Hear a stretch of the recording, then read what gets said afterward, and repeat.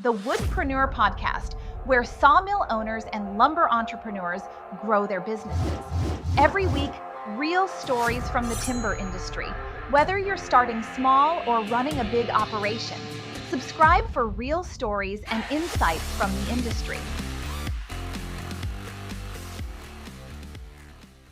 Hello, and welcome back to another episode of the Woodpreneur Podcast. I'm your host, Jennifer Alger, and today we are going to be talking through a little bit about Urban Wood Company with Ryan Moore and learning about where he gets his wood, what keeps him going, what some of his biggest selling items are, what some of his pain points are, and some of the biggest obstacles that he has overcome.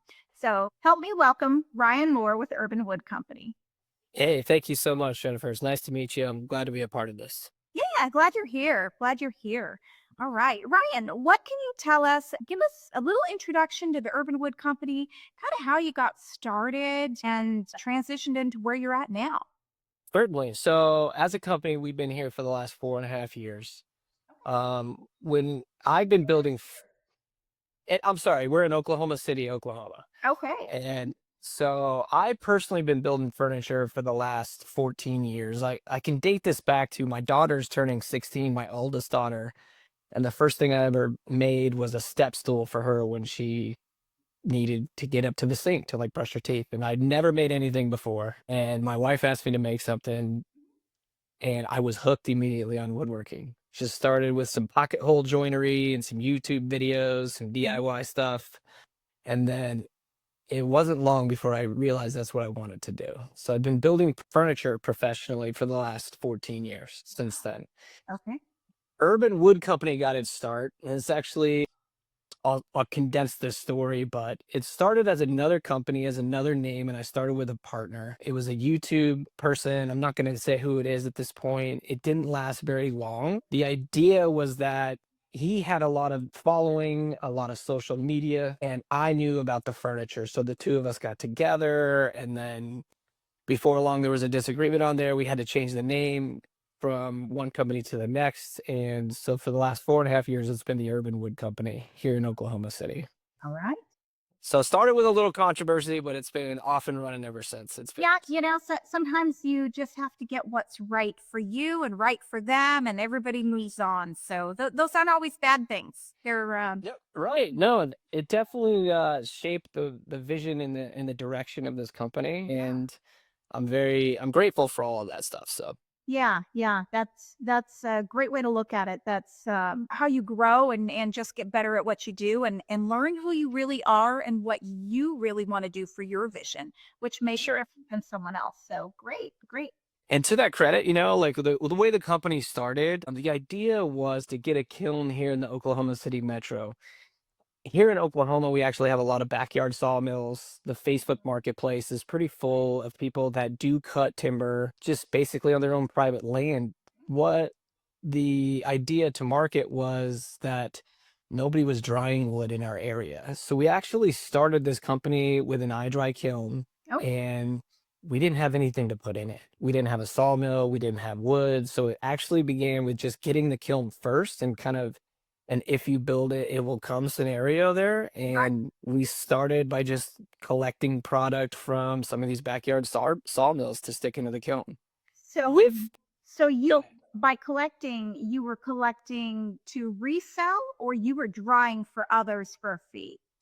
We were actually collecting to resell, so just to begin our inventory. In fact, there's a lot of oil and gas here in Oklahoma, in the area. The first product that we actually brought in was oil field pipeline dunnage. And so Okay.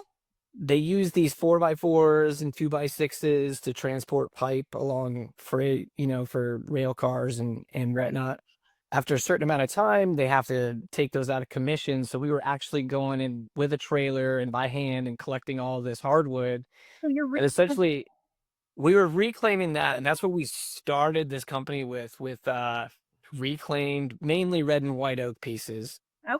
and started filling the kilns with slabs as we could, and really made a lot of partnerships with local arborists, guys that already had sawmills, and we started drying on there. Our intent, we knew we could build furniture. We were already doing that anyways. And so we kind of ported over some people from our own personal furniture side.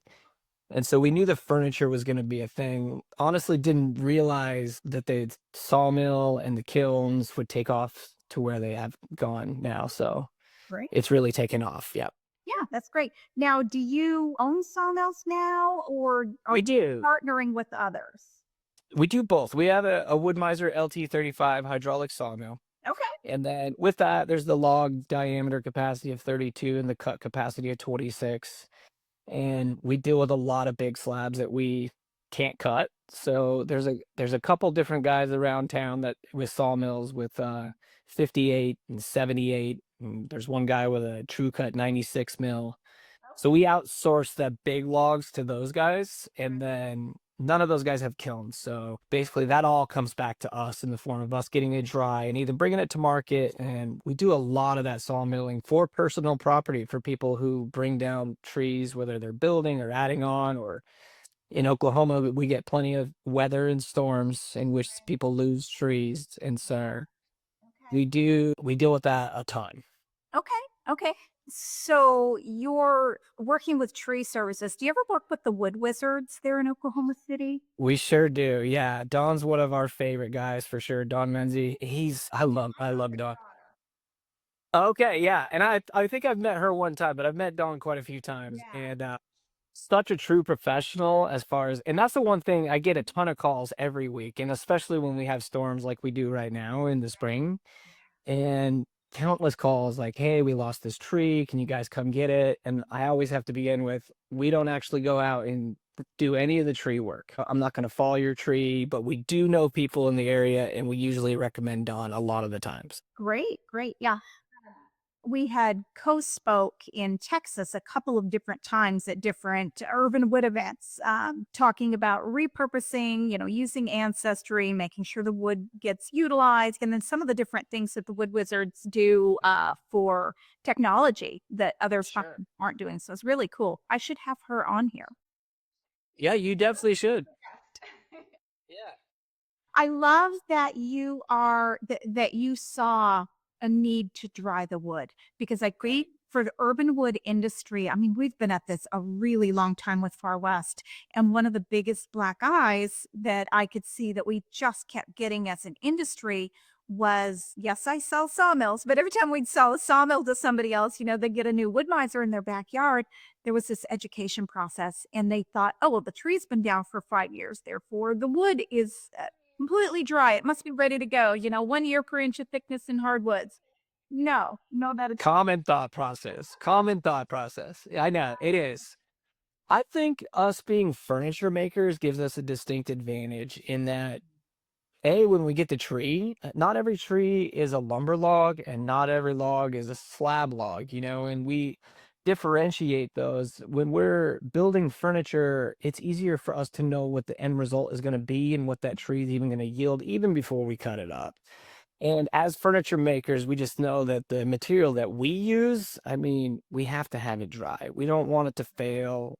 Whether it's an epoxy pour or we do a lot of dimensional stuff too, more traditional woodworking with, hand cut joinery that if you don't have dry wood, it's just going to come back to bite you. So live edge that was, slabs are a lot more forgiving if they're not dried properly versus the dimensional material. You start dry foo up and it's not consistent. You're gonna have issues. But even more than that, I don't know what kind of pests you guys have in Oklahoma for the wood, but powder post beetle, all these different right, that. don't want that creeping out into your, $5,000 build that you just made for somebody. Absolutely. And it's just been, from the beginning, knowing that, and we actually have so much more wood that's not dry and ready that's in our yard, that's in our air dry stack right now. Same. That, I mean, people ask me, like, they need this project or whatever. And there are times now that we have switch kilns and I can get into the kilns that we use now that I'm able to bump them up in the process, but I just won't sell or use material that's sitting in our air dry stack just because the risk is too I high. mean, you're too high. Yeah. Yeah, definitely. What would you say in all of what you have accomplished the last 4.5 years or 14 years, depending on how you want to look at it, what's the most exciting achievement so far? I would say the growth and the pace of the growth of this company. Personally, and I say I've been building furniture for 14 years, I don't get to build furniture as much anymore. And I think that's just the nature of just owning a business. And I'm super blessed and super fortunate. I cannot speak highly enough of the crew that works here. We've all known each other for many years. And as I could afford to bring them on, we would bring one of them on at a time. And they've all just fallen into their own roles, and that has been super exciting. We've become this one-stop shop, I guess, in Oklahoma City now. Whether you're looking for the material or you need help with your woodworking project, because our wood shop is wide open to where the material sits. We do a ton of wood shop services for local crafters here, and we charge an hourly rate for that. But it's whether they use our 24-inch joint, 37-inch sander, or 7 by 15 CNC. It's nice to see this company grow and in this market be very useful for the woodworking community. So that's been very exciting. Yeah, yeah, I could see that being very rewarding. So, growth is one of your biggest accomplishments. What do you attribute that growth to? Do you have some niche? Are you getting coaching? What's your Again, I'm going to rely super heavily on this crew that I work with, that I've been blessed and fortunate enough to work with. They all have a passion for what they do. so So the work that we do, it's rewarding in and of itself, but there's days it's super hard, right? I mean, whether it's, I would say kiln load day is the hardest day right now for everybody. And then juggling the retail side of like putting down a project that you have to go help somebody like source the lumber for their project, juggling that time. But I'm just super fortunate with the people that I get to work with every day. yeah. And so I would credit them to the success and the growth of this Yeah, company so far. people are so valuable, but the people are there because you gave them a culture to grow within. And so I think it would go hand in hand. What you referred well for the culture that you created and then a great team to surround that to just keep that going. So powerful. It is, and it's super important in taking care of the people that take care of you. I'm a strong believer in that for sure. So, I switched over to having a business consultant who happens to be my husband. About 3 years ago, I'm like, all right, you're in a different industry, but we're going to take this seriously. And his biggest thing was, Jennifer, you are not in the wood business. You're in the people business. And I'm like, okay. And so it just a lot of transitions, a lot of changes, but things that sounds like you had naturally, I had to work at a little bit more. well, no, and to parallel what you're saying there, like a couple years ago, we did switch accountants at the pace in which we were growing. She was my neighbor. She was great when we got off the ground and helping us start the corporation and everything like that. And then at the pace that things were starting to happen, it got to the point where we needed somebody a little bit more aggressive. So we signed on with another firm, but it came with a business consultant who I meet with. I'm supposed to meet with once a month. And every time I do, it's super valuable because he's not a wood guy, right? He's just a business guy. He looks at the numbers, and a couple things that were eye-opening is when we're selling tables, for example, and we were talking about the close rate of somebody coming in. Now, granted, most people know what they want anyways, but the close rate was like 90%. Like 9 out of 10 people were coming in saying yes to the build. He framed it to me that it really shouldn't be that high. You should get some more people to say no, but it means your price is too low for your market. And so like that was eye-opening, not something that I had really considered. He also broke it down on like with our entire overhead, it's not just the payroll, it's the building and the electrical and the kilns and all the, everything that goes with it. Right. What our hourly cost is per employee that works here.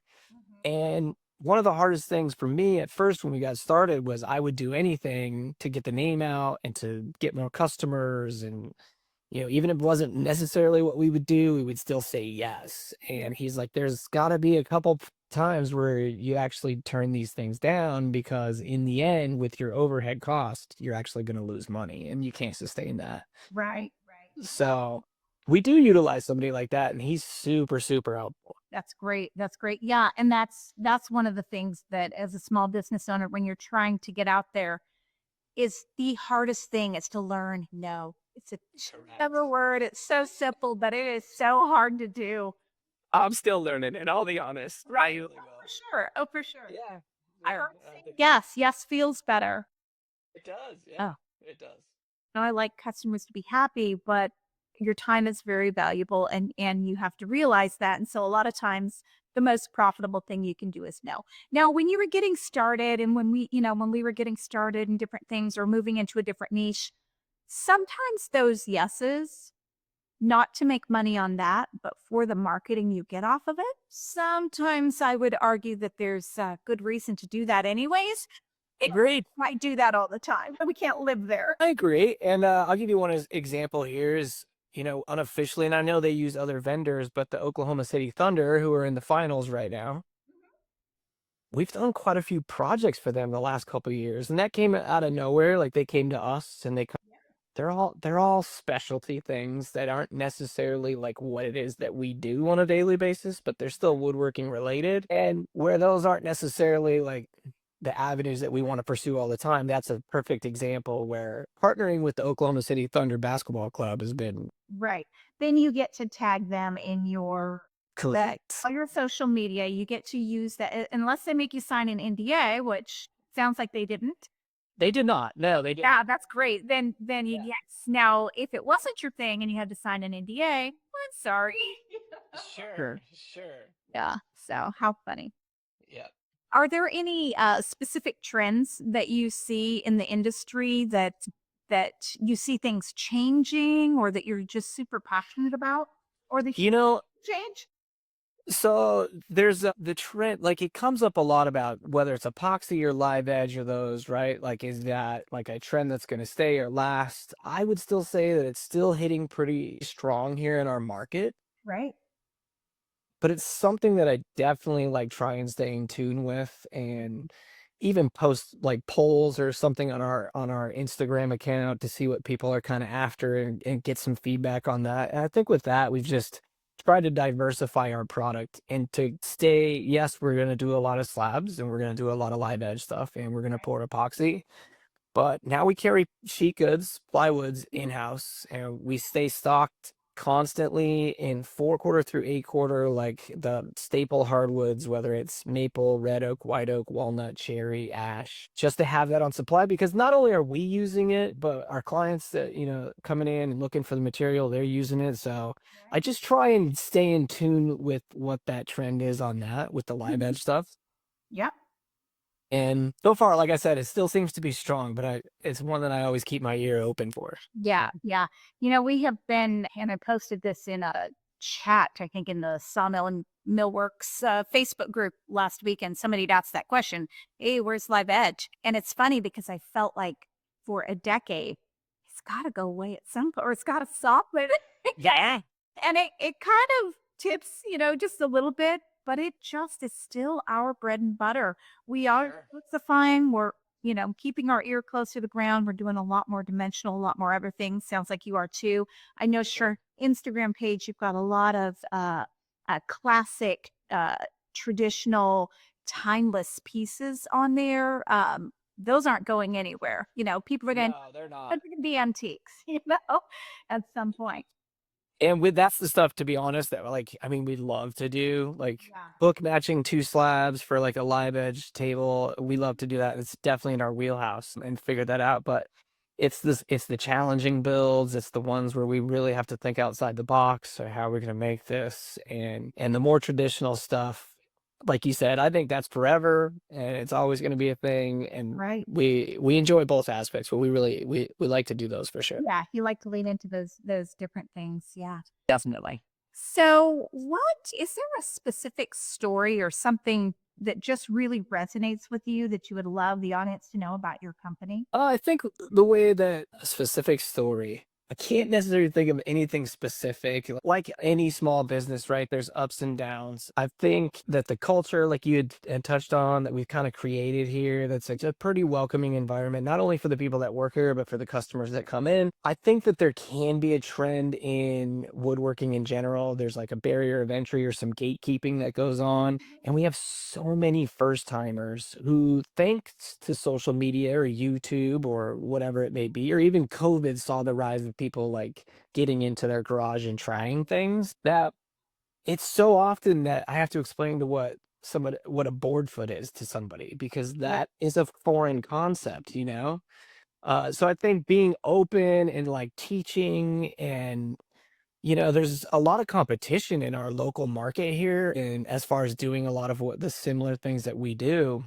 But I've found that just being more open and like not keeping some of these things so close to the chest has opened up our market and been very beneficial with our clients for sure. That is very, very wise. That providing that benefit, that value to people instead of being so closed off and so worried about competition, collaborate, open up, offer value. It has been I would say that is one of our biggest things for success, not in our people, but Sure.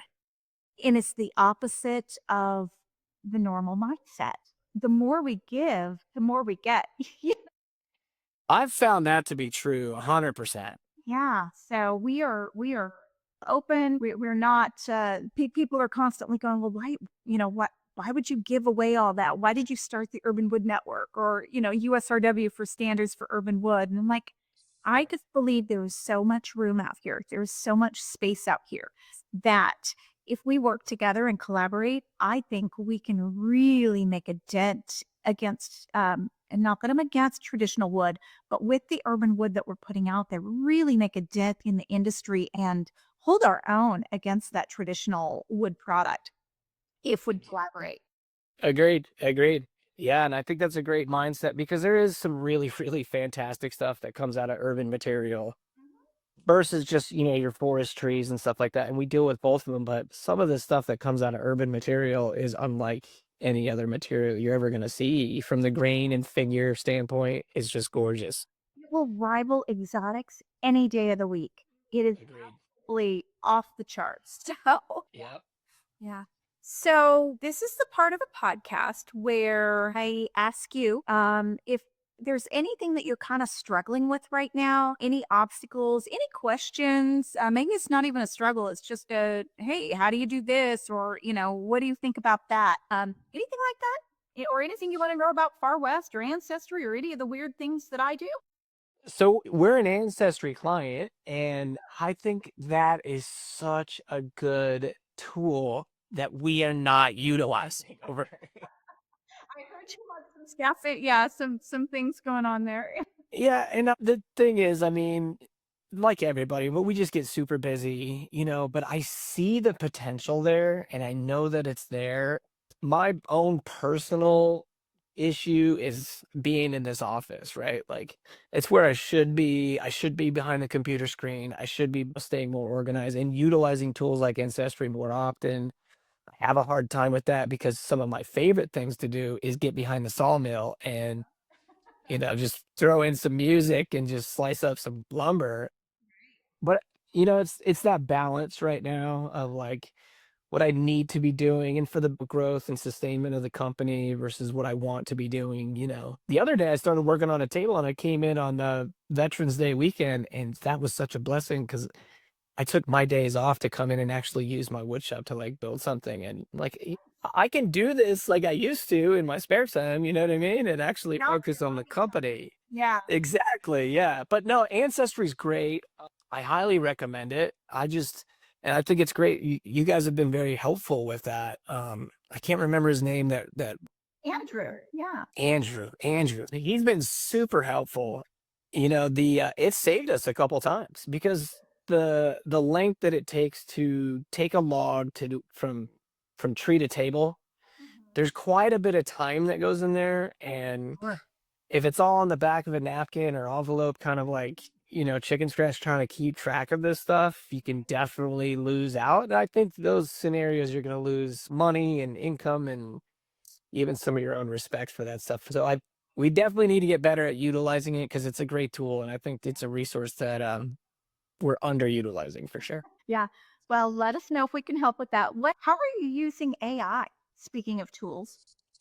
Don't just like I know nothing about it, right? Again, that goes back to me being in this office and like I mean before this I didn't have a Facebook, personally. I wasn't doing anything social media wise. I was kind of one of those antis like I wanted to stay away from it, but now we use it every day. I really enjoy creating some of the content that we put out on some of our platforms. Following it. Oh, thank you. I appreciate it. I'm really curious to see what the AI thing is. I can't tell you how many people have sent me this AI porch. I'm sure you've seen it. It's like a patio and it's like a huge live ed slab. And people like think it's real. And they're like sending me this, like, "Hey, can you guys do this?" And I'm like, hey, that's not a real thing. Yeah. You got to talk to God about how he's growing these trees here. I know, yeah. So I think with the AI, it's gonna be, we're already utilizing the CNC machine in ways that open up avenues for us. I still think there's gonna be a call for people to, push hand planes and run, do chisel work and stuff like that for forever, hopefully. But we definitely need to be keeping in tune with what's happening with that, I think. And it's one of those adapter or die kind of scenarios, and it's coming so fast. I hear stuff about it every day. I don't know. Even I think we've used it. You used it a couple times for like automated responses for like our website or via our QuickBooks that we do our invoicing through. And Right. even QuickBooks has started to throw in a lot of AI stuff for like pre-filling some stuff, saving us some time. And also, I hate to say this, but if there's like a delayed invoice that hasn't been paid, then AI kind of comes in and like gives it another attitude depending on how late it's been. And so that's kind of interesting. So I think from a business standpoint, and we may utilize it more from just a business standpoint than a woodworking standpoint, but it remains to be seen there too. I don't know. We'll see.